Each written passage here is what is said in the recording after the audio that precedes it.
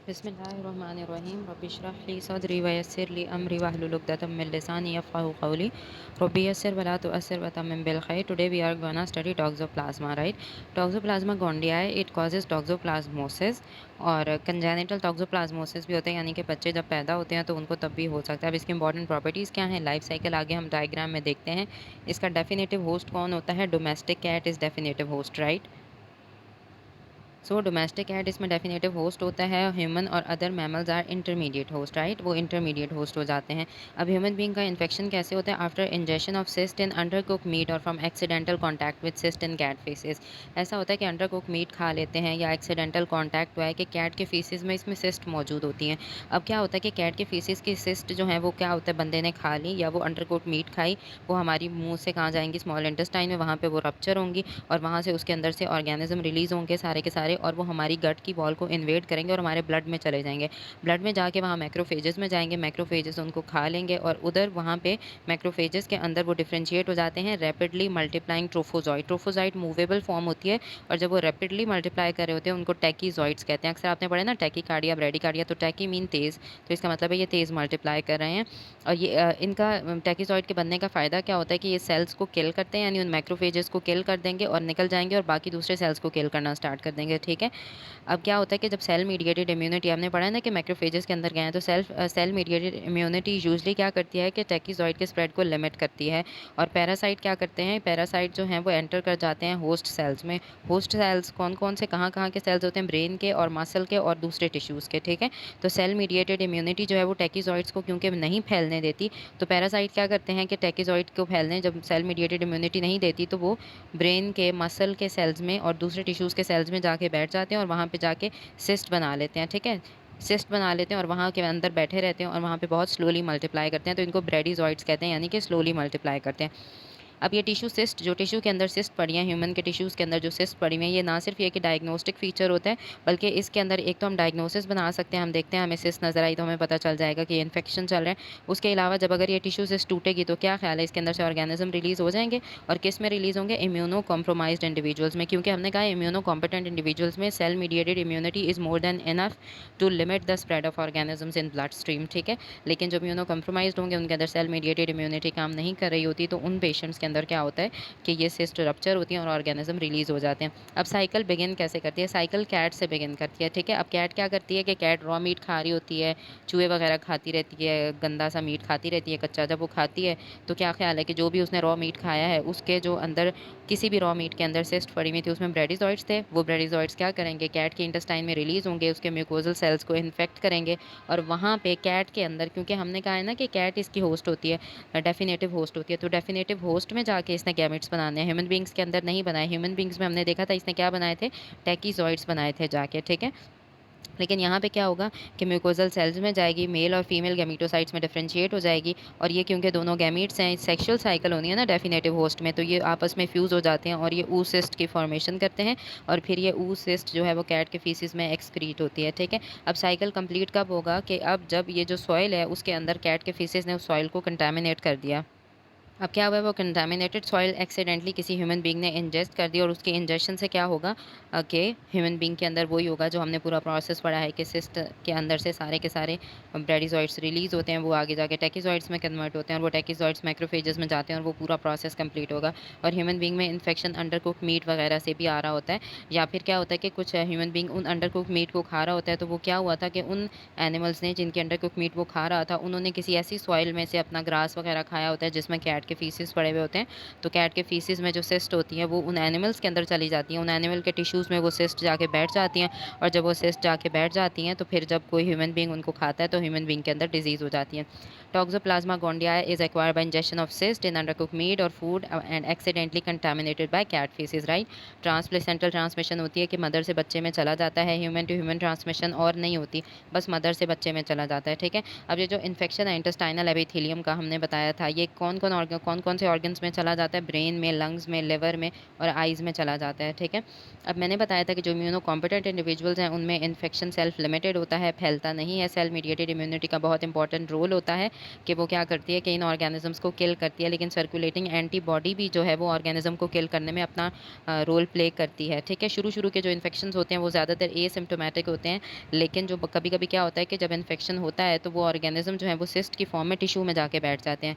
जब कोई इन्फ्लेमेशन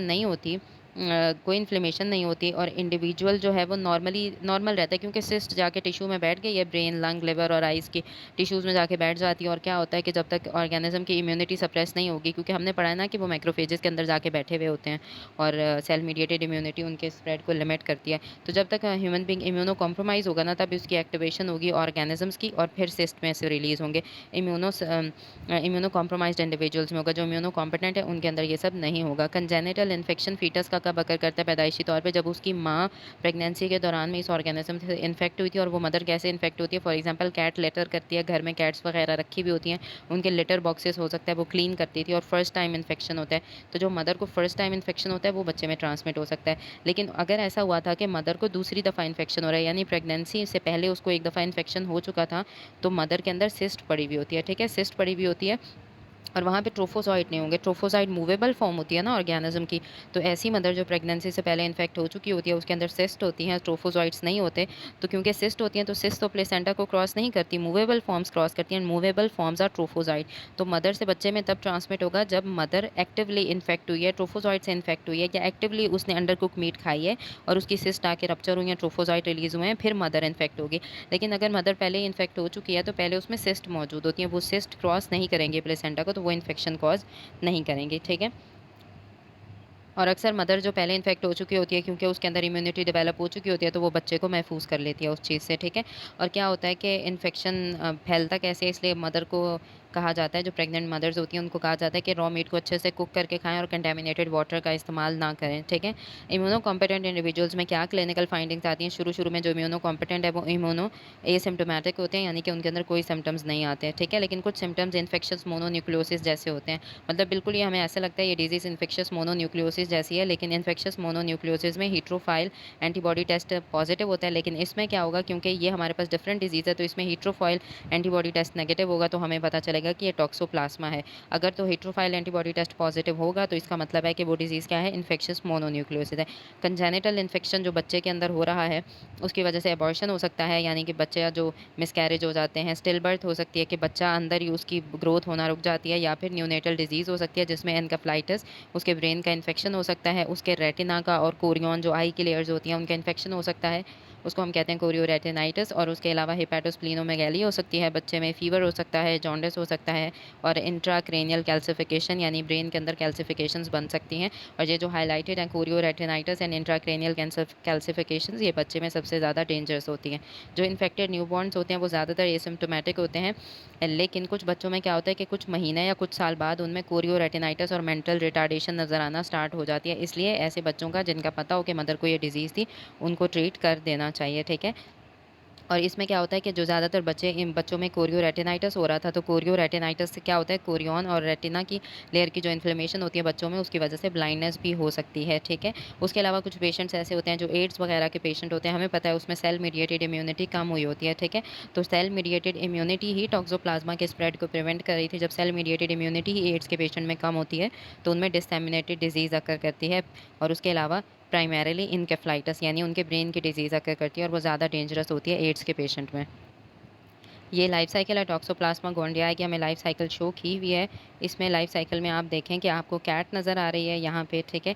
ये कैट थी, कैट ने क्या किया था कि अपने फीसिस में oocyst रिलीज़ की थी और वो गलती से ह्यूमन बीइंग ने किसी तरह इंजेस्ट कर ली, तो ह्यूमन बीइंग्स में चली जाती है, ठीक है। और ह्यूमन बीइंग में डायग्नोसिस हम कैसे बनाते हैं? डायग्नोसिस या तो सीरोलॉजिकल डायग्नोसिस के एंटीबॉडीज़ को डिटेक्ट करते हैं, या फिर उस ऑर्गेनिज्म की या पैरासाइट की डायरेक्ट आइडेंटिफिकेशन करते हैं, उसका ब्लड टेस्ट लेते हैं और ब्लड टेस्ट में उसमें हमें नज़र आ जाता है कि उसके अंदर जो हमने पढ़ा था ना कि उसकी एक्टिव फॉर्म्स होती हैं पैरासाइट की वो तो नहीं पड़ी हुई, या हम अगर मदर है तो उसका एमनियोटिक फ्लूइड ले लेते हैं या फिर टिश्यू की बायोप्सी कर लेते हैं, तो हमें वो सारी चीज़ें उसके अंदर नज़र आ जाती हैं, ठीक है। और यहाँ से देखें अंडर कुक मीट वगैरह या पोर्क वगैरह जो लोग खाते हैं उनकी टिश्यू सिस्ट होती हैं और वो जाके इन्फेक्शन कॉज करा सकती हैं। बोथ ऊ सिस्ट और जो टिश्यू सिस्ट होती हैं वो किस में ट्रांसफॉर्म हो जाती हैं, यानी कि जब ह्यूमन बींग ने खा लिया, इंजेक्शन कर ली उसकी टिश्यू सिस्ट की या इस ऊ सिस्ट की और टिश्यू सिस्ट की इंजेक्शन करी, तो ये क्या होगा कि जैसे ही ह्यूमन बींग के इंटेस्टाइन में जाएगी इंजेक्शन के बाद, ये किस में कन्वर्ट हो जाएगी, टैकिज़ॉइड्स में, ठीक है।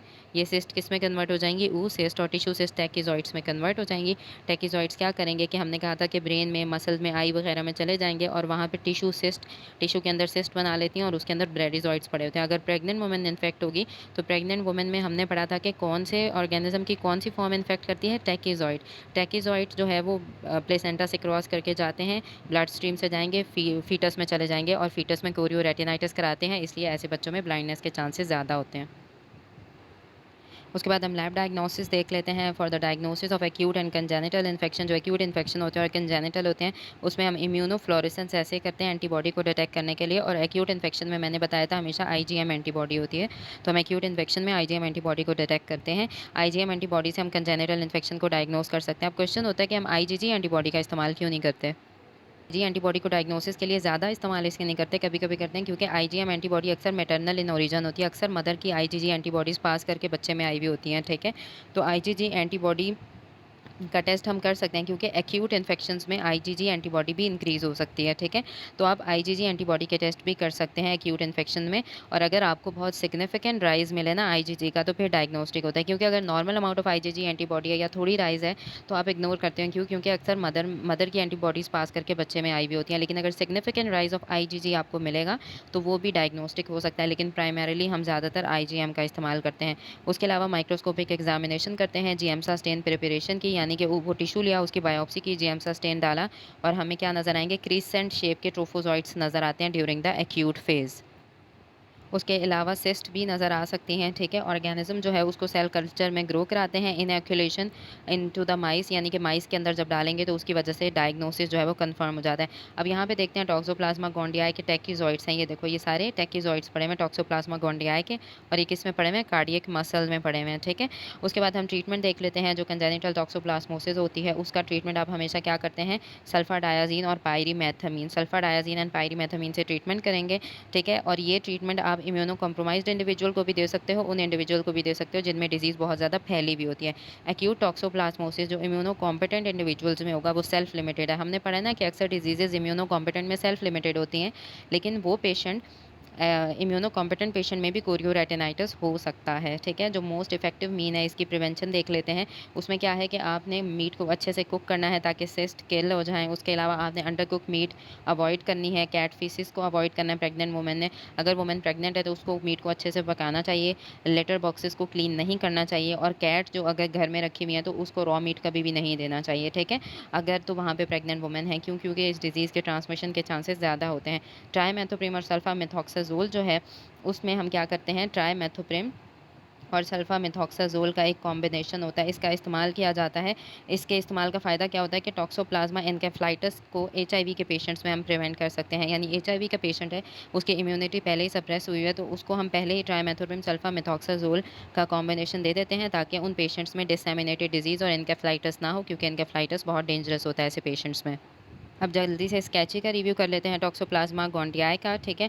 गोंडियाई में देखें कि क्रेजी कैट लेडी है जो कि पिक्चर्स ले रही है, ठीक है। शी इज़ नीलिंग डाउन, तो प्रेग्नेंट वुमेन है, इससे हमें पता चल रहा है कि ट्रांसप्लेसेंटल कैरियर इसमें ज़्यादा होता है। अब हम देखते हैं ट्रांसमिशन। ट्रांसमिशन कैसे होती है कि रॉ मीट की कंजप्शन जब करते हैं, ये हमने पढ़ लिया है, उसमें टिश्यू सिस्ट होती हैं, वाटर जो कंटामिनेटेड होता है वो साइड से, उससे भी ट्रांसमिट हो सकता है। उसके अलावा इन्फेक्टेड एनिमल्स जो हैं वो खाने से भी हो सकता है। उसके अलावा जब मदर खाती है तो मदर टू फीटस ट्रांसमिशन हो जाती है। साथ देखें लिटर बॉक्सेस पड़े हुए हैं, तो हमें पता है कि लिटर बॉक्सेस अगर प्रेग्नेंट लेडी क्लीन करेगी तो उससे ज़्यादा ट्रांसमिशन होती है। उसमें एग्स पड़े हुए हैं, मतलब इसमें oocyst होती हैं, ठीक है। ये देखो इम्यूनो कॉम्प्रोमाइज्ड केन है और सर पे रेड टर्बन है, तो हमने पढ़ा है कि immunocompromised individual are at high risk of encephalitis, ठीक है। तो एनकेफ्लाइटिस या उनके अंदर रिंग एनहेंसिंग लीजन्स हो सकते हैं ब्रेन में। तो जब आप एमआरआई कराते हो इम्यूनो कॉम्प्रोमाइज्ड इंडिविजुअल का और उसको टॉक्सोप्लाज्मा हुआ होता है तो आपको रिंग एनहेंसिंग लीजन नजर आएंगे उस पेशेंट के ब्रेन में। रेड एनकेफ्लाइटिस टर्बन है, इसका मतलब है कि टॉक्सोप्लाज्मा एनकेफेलाइटिस होती है इम्यूनो कॉम्प्रोमाइज्ड इंडिविजुअल्स में, ठीक है। ऊपर देखो सर पे एक बड़ी सी पिन भी लगी हुई है ना, तो इसका मतलब क्या है कि बायोप्सी नीडल से हम डिफ्रेंशिएट करते हैं, यानी कि जब हमें रिंग एनहेंसिंग लीजन मिलता है HIV के पेशेंट में या इम्यूनो कॉम्प्रोमाइज्ड पेशेंट में जिनको टॉक्सोप्लाज्मा हुआ होता है, तो हमारे जहन में आता है कि कहीं ये CNS लिम्फोमा तो नहीं है, तो हम बायोप्सी कराते हैं, ठीक है। तो बायोप्सी से हम डिफ्रेंशिएट कर सकते हैं कि ये CNS लिम्फोमा है या टॉक्सोप्लाज्मा की सिस्ट बनी हुई है, ठीक है। उसके बाद बबली लुक्ड मीट है, ये देखो बबली सी मीट आपको नज़र आ रही है, तो इसका मतलब क्या है कि सिस्ट आती हैं, और वो किस में आती हैं, अंडर कुक्ड मीट में सिस्ट आती हैं। क्लिनिकल सिम्टम्स क्या होते हैं, फ्लाई इन हेल्दी पीपल यानी एसिम्प्टोमेटिक होते हैं। हेल्दी पीपल ज़्यादातर कैट है टॉर्च के साथ खड़ी हुई है, तो इसका मतलब ये टॉर्चेस इन्फेक्शन है। टॉर्चेस इन्फेक्शन कौन से होते हैं, जो प्लेसेंटा से ट्रांसमिट होते हैं मदर टू बेबी, उनको टॉर्चेस इन्फेक्शन कहते हैं। कैट देखो मिल्क पी रही है और उसके सर पे भी मिल्क है, ठीक है। तो इसका मतलब क्या है कि ब्रेन कैल्सिफिकेशंस होती हैं, और दूसरा क्या होता है, ब्रेन कैल्सिफिकेशंस के साथ साथ क्रेनियल कैल्सिफिकेशंस होती हैं, ठीक है। और shaking of the bowl, bowl को देखो शेक कर रही है तो दूध गिर रहा है ना, तो इसका मतलब क्या है कि सीजर्स भी हो सकते हैं, ठीक है, क्योंकि ब्रेन को इन्फेक्ट कर रही है तो ऑब्वियसली झटके वगैरह भी लग सकते हैं। उसके अलावा ये कैट है, इसके सर पे बोल है, ठीक है। इसका मतलब क्या है कि हाइड्रोकेफलस यानी कि ब्रेन में जो पानी भर जाता है वो इनकेफ्लाइटिस वगैरह की वजह से हो रहा है। ये देखो ये जायंट सा फ्लैश बल्ब नज़र आ रहा है इसके कैमरा के ऊपर, तो इसका मतलब क्या है कि ये बिल्कुल आई के फंडस के जैसा लग रहा है ना, जैसे आई का फंडस होता है, रेड रेड से कलर का रेटिना हमें नज़र आता है, तो इट मीन्स कोरियो रेटिनाइटिस। और कैट जो है वो बिल्कुल ड्रेस हुई हुई है किसकी तरह से, हमारे पास बीट हुवन की तरह। तो बीट हुवन जो है वो हमारे पास डेफ था, हमें पता है बीट हुवन वॉज डेफ, तो इससे इंडिकेट होता है डेफनेस। उसके अलावा सल्फा डाइड एग्स हैं, ये देखो सल्फा डायाजीन, इसका मतलब है कि sulphadiazine is the treatment. Pyramid shapes हैं एग्स की, तो पायरामिड शेप के एग्स हैं, तो इसका मतलब है सल्फा डायाजीन और पायरीमेथामीन आर द ट्रीटमेंट है। उसके अलावा ये देखो बेंजामिन फ्रैंकलिन है, उसके पास $100 का बिल है। इसका मतलब है कि जब CD4 काउंट लेस देन 100 है तो आपने प्रोफाइलेक्सिस देना है when positive for IgG for toxoplasma, यानी कि एक तो बंदा इम्यूनो कॉम्प्रोमाइज्ड है, CD4 काउंट अगर 100 से कम है, IgG के लिए पॉजिटिव है टॉक्सोप्लाज्मा के लिए, तो आपने क्या देना है कि उस पेशेंट को आपने प्रोफाइलेक्सिस देना है। और हमने पढ़ा था कि प्रोफाइलेक्सिस के लिए हम ट्राइमेथोप्रिम सल्फामेथॉक्साजोल देते थे। काइट है, इसके साथ की लटक रही है, की शक्ल एंटीबॉडी जैसी है, तो इसका मतलब क्या है कि पॉजिटिव फॉर IgG। अगर वो यानी कि $100 का बिल हमने बता रहा था कि CD4 count less than 100 and if positive for IgG then we give prophylaxis to the patient. Sulfa egg है अंडर द बेंजामिन फ्रैंकलिन, तो इसका मतलब क्या है कि ट्राइमेथोप्रिम और सल्फा मेथॉक्साजोल, क्योंकि पायरामिड हमने पढ़ा था ना पायरीमेथामीन, तो ट्राइमेथोप्रिम और sulphamethoxazole is the prophylaxis for the immunocompromised patient whose CD4 count is less than 100 and positive for IgG. So this was all about Toxoplasma gondii.